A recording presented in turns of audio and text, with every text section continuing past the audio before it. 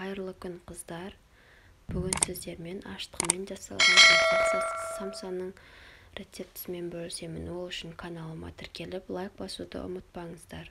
Жылы суымызға бір кесе сұйық майымызды құйып, ұнымызды салып, аштыққа қамыр қопсытқышты салып, жұмсақ қамыр илейміз. Қамырымызды 2 сағатқа тындырып қоямыз. Ашыған қамырымызды бөліктерге бөліп, кесіп аламыз.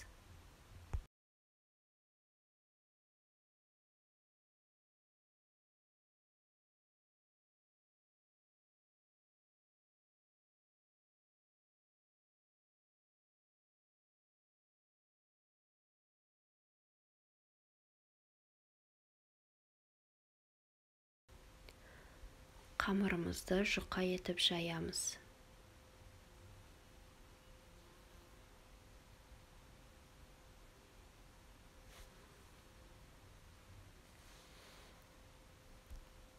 Енді майымызды ерітіп аламыз. Менде тоңмай мен сары май.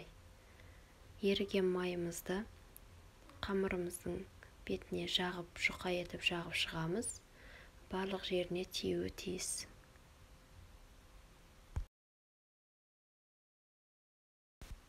Екінші қамырымызды бірінің үстіне қойып, майымызды тағы да жағып шығамыз.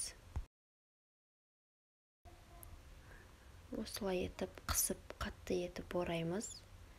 Менде 4 слой шықты.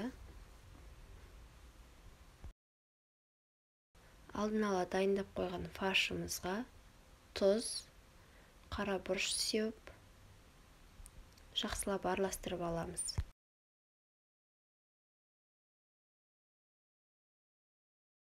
Ұзынша етіп боралған қамырымызды кішкентай бөліктерге бөліп аламыз. Осындай слойлары көрініп тұру керек. Сонда самсамыз әдемі болып көрінеді. Жұқа етіп жаямыз.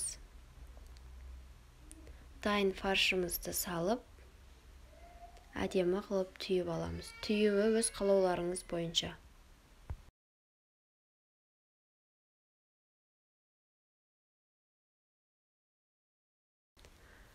Дайын болған самсаның бетіне жұмыртқамызды жағып шығамыз. 180 градуста пісіріп аламыз. Мінекей менікі осылай болып шықты. Менімен бірге жасап көріңіздер.